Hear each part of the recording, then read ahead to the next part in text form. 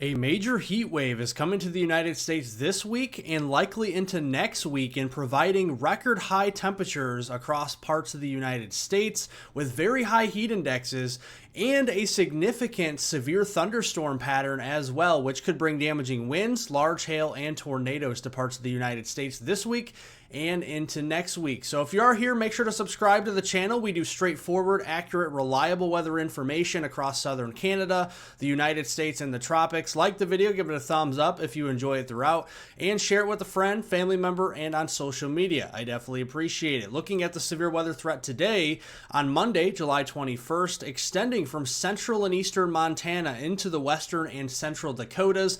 In the yellow, we have a slight risk of severe weather where scattered severe thunderstorms will be possible. In the dark green is a marginal risk of severe weather extending down into Nebraska, northeast Colorado, far northern Kansas, into western Iowa, into central, southern, and western Minnesota. That's where isolated severe thunderstorms will be possible. And there is a threat for tornadoes. Again, it's not a large tornado threat, but it is an area where we do have to watch for rotation and a couple of tornadoes to happen this afternoon and evening from southeastern Montana through the central Dakotas and into western Minnesota. This narrow area here of a 2% chance in the green we have to keep an eye on. And then as we go into tomorrow, on Tuesday, July 22nd, slight risk of severe weather where scattered severe thunderstorms will be possible, shifting a little bit further east into the eastern Dakotas, into the central areas of Minnesota, including the Twin Cities region, and far northwest Wisconsin, across much of the upper Midwest and northern plains, stretching into the northern Rockies in dark green. That's a marginal risk where isolated severe thunderstorms will be possible. Same thing down there in Georgia and the low country of South Carolina. And then we're looking again at a tornado threat as we go through the day on Tuesday, the eastern Dakotas into central Minnesota, including the Twin Cities, and into northwestern Wisconsin. Let's talk about the central U.S. first. That's the area of concern. And then we'll look at the eastern U.S. and then the western U.S. after that. Here at noon today, we are seeing a couple clusters of storms moving across central Missouri, just west of St. Louis. These storms are still capable of producing some very heavy rainfall, some hail and gusty winds. They will wash out and weaken this afternoon. Additional explosive storm development this afternoon is expected into southeastern Nebraska, northern Kansas, where we could see a couple of some bigger hail producers here, gustier winds, some very heavy rainfall and frequent lightning. Be keeping an eye on that. And then as we go through the afternoon and evening, a lot of these clusters of storms will be developing into the portions of the high plains. So we're talking the Dakotas, the Black Hills regions first, and then they'll start to move further east into the eastern Dakotas and western Minnesota, heading into early on Tuesday morning. So already knocking on the door, 7 a.m. Tuesday morning, we got a cluster of storms perhaps west of the Twin Cities. That'll move through, and then we'll have an additional cluster that could develop across the Dakotas tomorrow night. And that also will take a run at the Twin Cities as we go into early Wednesday morning. So Tuesday morning, Wednesday morning, watching out there in the Twin Cities for damaging winds, large hail, and a few isolated tornadoes. Very heavy rainfall will accompany these storms, so we could be seeing upwards to 3 inches of rain, including the central and eastern Dakotas into central and northern Minnesota, northern Wisconsin, and then stretching up into the UP of Michigan. And then a couple of heavier thunderstorms early on this afternoon. That could provide some heavier rains of 1 to 3 inches from southeastern Nebraska into Kansas, stretching into the middle Missouri Valley and toward the St. Louis region. Now let's look at the eastern U.S. Actually quite a bit quieter than we have seen in the past few days. This afternoon, though, is the exception across the southeast. Could be seeing widely scattered showers and storms there across the Cumberland Plateau in the Smoky Mountains in eastern and middle Tennessee. Also in the low country of South Carolina, a couple storms there as well. Raleigh, Asheville, Wilmington, Norfolk, you guys all have the potential of some storms this afternoon. And then as we go into the evening, we lose the instability, so those storms will wane in intensity and coverage. And then as we go into Tuesday, starting the day quiet outside of a shower or storm there from Atlanta southward there toward Gainesville in Florida and Jacksonville. And then we're going to see some storms popping up, mainly again in the low country of South Carolina, Georgia, and along the eastern side of Florida, especially Jacksonville, Daytona Beach down to Miami. Could be seeing some thunderstorms with heavier rains as we go into Tuesday afternoon. But again, once the instability wanes as the sun sets Tuesday evening, those storms thunderstorms will lose their intensity and they'll also lose their coverage. As we look in the western U.S., here at noon, we are actually seeing a couple of showers in eastern Oregon, up into northern Idaho and western Montana. That will continue with a rainy pattern up there. Severe thunderstorms may develop as well into central and eastern Montana as we go into the early evening hours with damaging winds, large hail, and an isolated tornado. Notice how they're supercellular. They're kind of by themselves. And then we got that monsoonal flow across Arizona, especially southeast Arizona, much of New Mexico up into Colorado there, where we could have some locally heavy downpours. That will actually wane intensity and coverage as we lose the daytime heating, and then we'll do that again tomorrow afternoon and the evening. Again, mainly in southeastern Arizona, New Mexico, and Colorado. Also West Texas getting in the mix with some heavier rains as we go into Tuesday afternoon. That rainfall could actually stick around a little bit longer for New Mexico and Colorado tomorrow night, which could actually lead to a higher threat for flooding, especially if we can get storms over the same areas. Now, a big ridge of high pressure is promising a major heat wave across the central United States, even up into the Midwest, southern Great Lakes, and Ohio Valley regions this week. It's going to be flexing its muscles by the time we get into the middle of the week on Wednesday, July 23rd, and peaking in intensity for the Midwest, southern Great Lakes, and the Ohio Valley. And that means we actually have heat alerts to pass along to you. In the orange, that is heat advisories all the way up into South Dakota, all the way down into Texas, along the Gulf Coast, and over into the Carolinas, and all of the state of Florida actually under a heat advisory. In the maroon red, from northern Missouri, eastern Iowa, through much of the land of Lincoln and Illinois, all the way plumb up to the Illinois-Wisconsin state line, that is an excessive heat watch, where conditions they're watching for that could become dangerous to individuals outside in the afternoons of Wednesday and Thursday. That heat indexes could be as high as 115 degrees. That excessive heat watch could be flipped over to a warning here in the next day or so. In the pink areas, or the magenta, that is where we have excessive heat warnings from east central Kansas into parts of northeastern Oklahoma near Tulsa, in and around the Fort Smith area, Jonesboro, Memphis, all the way back up there into portions of Missouri and St. Louis. Those are excessive heat warnings.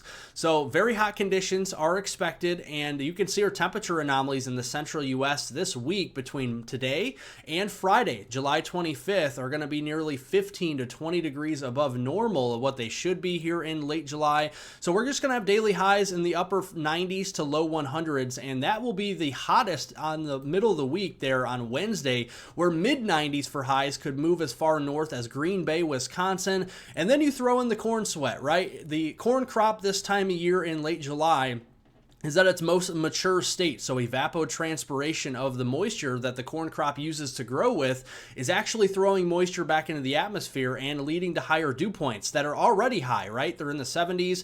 They're going to be in the low 80s at times across the Midwest, especially as we go into Wednesday afternoon, and that could enhance the heat index values once we get to the middle of the week. So here's what this afternoon, 105, 110 could be our heat index values across parts of the plains, all the way up there to South Dakota this afternoon. Tuesday afternoon, heat index values up to 110 all the way up into southern Minnesota, perhaps even into southeastern North Dakota. And then Wednesday afternoon looks to be the hottest, especially for the Midwest, Chicago, all the way up hugging the lakefront. Milwaukee, Green Bay could be all the way up to 110, 115 in some areas of Illinois as we go into Wednesday afternoon. And then Thursday, we see some relief in parts of the Midwest with storms moving through, and Friday as well, pushing the heat further to the south. Now, the storm energy is going to be very high Wednesday afternoon with all of that heat and humidity up into the upper Midwest, especially for Minnesota into Wisconsin, stretching back into Nebraska. That's where the Storm Prediction Center has a slight risk of severe weather from the UP of Michigan, from Marquette all the way back there towards Duluth, Minnesota, and the Twin Cities, where scattered severe thunderstorms are possible Wednesday afternoon and evening. In the dark green is a marginal risk where isolated severe thunderstorms are possible. Also watching the high plains in Wyoming as well, down toward the Denver area for some isolated severe storms on Wednesday. So looking at Wednesday morning, could have a couple of clusters ongoing Wednesday morning from the UP of Michigan down into central Wisconsin near the Wisconsin Dells area, perhaps La Crosse, and then those will move eastward. They'll weaken as they cross Lake Michigan, and then we're going to have a lot of heat building up in the middle of the day and some clearing, and that could provide the threat for additional thunderstorm clusters to develop Wednesday evening, producing damaging winds, large hail, and an isolated tornado threat. And you know, with high humidity, these storms will be a very efficient rainfall producers from the upper Midwestern areas back into the Central Plains, into Nebraska. So we'll be keeping an eye on that going into Thursday. Rainfall amounts in that narrow corridor from the panhandle of Nebraska through southeastern South Dakota, central southern Minnesota into Wisconsin and the UP of Michigan could be pushing 1 to 3 inches just during the day on Wednesday. Again, keeping an eye on the flooding risk. But in general,